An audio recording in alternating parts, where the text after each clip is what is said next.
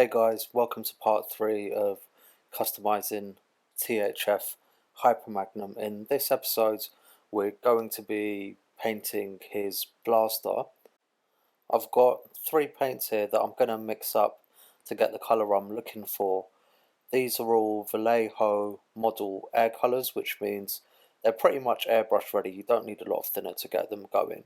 I've got matte red and a French blue and also a white grey. I'm no expert when it comes to paint mixing, so I'm just going to eyeball this and keep adding until I get the colour and consistency I'm looking for to put this through the airbrush.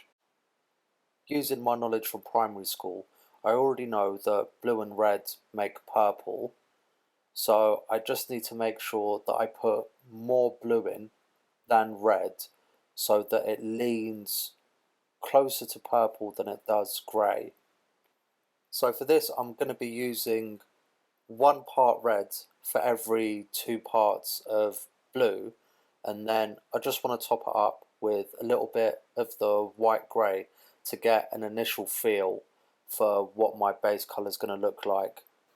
For good measure, I always add in a couple of drops of airbrush flow improver. That means my paint's not going to dry as quickly and I'll have more time to work with it. Instead of using the usual paint palette, I've got myself an empty glass jar from Tamiya here, and you don't really need to use a mixing jar, just go with whatever works best for you. I've got my paint stirrer and I'm just going to go in and agitate the paint as much as I can to get it blending, and already we're seeing quite a good colour there. It's reminiscent of the original blaster's colour, but as I was aiming for, it's more purpley than it is grey. Now, depending on who you speak to, you're going to get all sorts of ratios for mixing paint. I think the last guide that I saw for Vallejo Model Air was 10% thinner to paint ratio, and as I'm going through, I'm just spreading a little bit up the sides to get that milky consistency for the paint. Now, I do like my paint to be a bit runnier than normal, just so that I can clean my airbrush a lot easier afterwards. And it's coming along alright. I'm just getting a feel for what the consistency's like.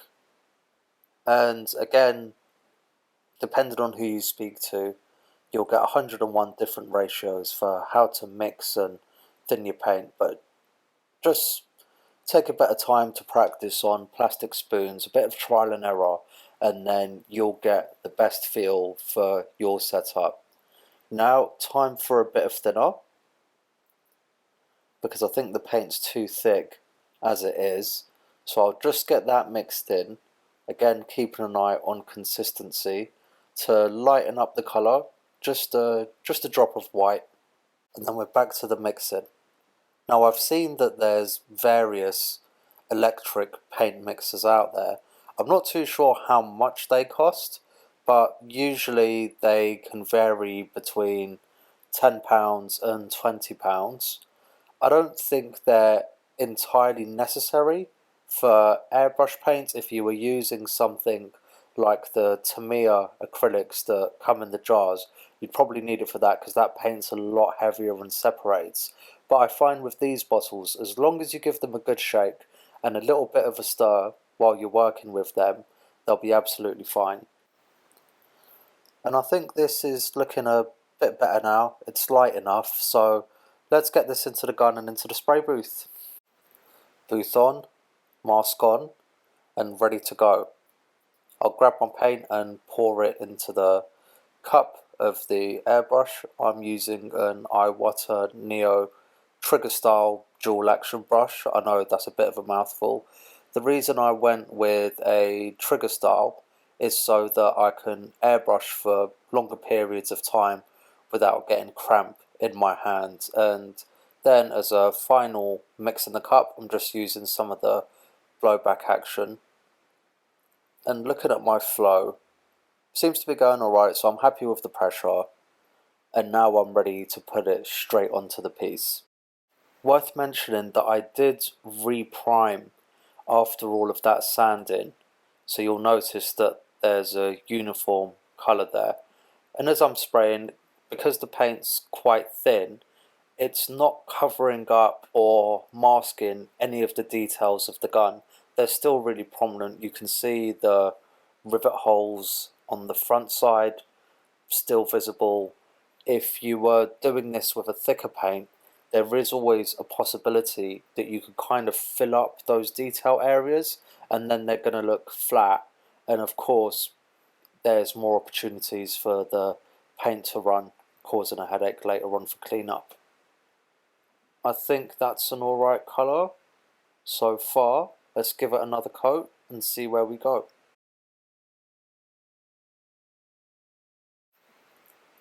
While it might look like I'm blasting this with paint, I'm actually not. I'm applying air, then gently releasing some paint, and then applying more air.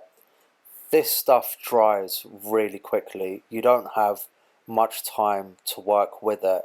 So whenever you're looking to do any sort of airbrush painting, it's vital that you spend most of your time prepping so you're ready, and then when you get in the booth, just paint and put away. Normally I don't brush for more than 20 minutes at a time, mainly because that's all my compressor can handle, and I don't have enough space for all my pieces either. So make sure you plan everything properly to get the most out of your session. Now, I know in the first video I was pretty harsh towards Magnum, and I'm perfectly justified in that. Reason is, when I watched the movie and saw Optimus transform into his sleep mode, I thought that was to facilitate the development of Magnus's character, who I hadn't seen on screen prior to the movie. So in my eyes, it was very much exchanging Optimus Prime, who was this big truck, for another big truck with a similar colour scheme.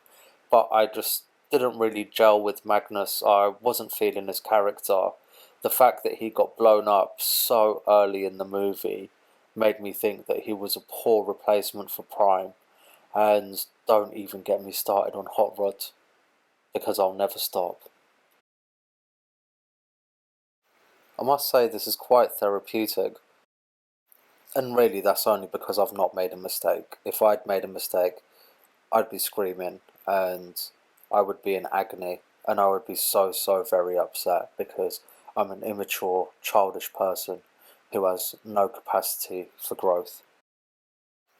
Now, I keep inspecting the piece because I need to make sure I get all of the different parts covered, and this is going to involve applying the paint from various angles to get the best coverage. Again, there's a lot of little nooks and crannies and indents in this, and depending on the direction of spray, you might miss some of them. And of course, don't forget about the parts of the piece that you cannot see, because you will forget to paint them, and then it's going to be difficult to get a nice even finish when you go back just to do one part of the piece. So keep looking, keep checking, make sure that there's nothing left over, and then only once you're completely satisfied you can put the piece down to dry.